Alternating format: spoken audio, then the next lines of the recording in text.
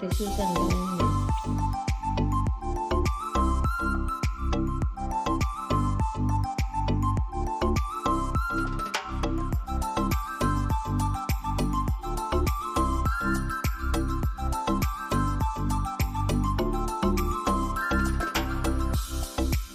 Thank you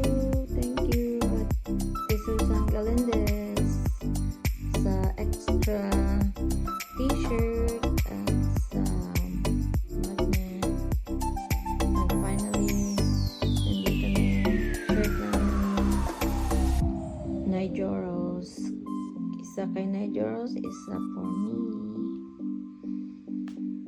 Thank you Ate Susan sa pagpadala.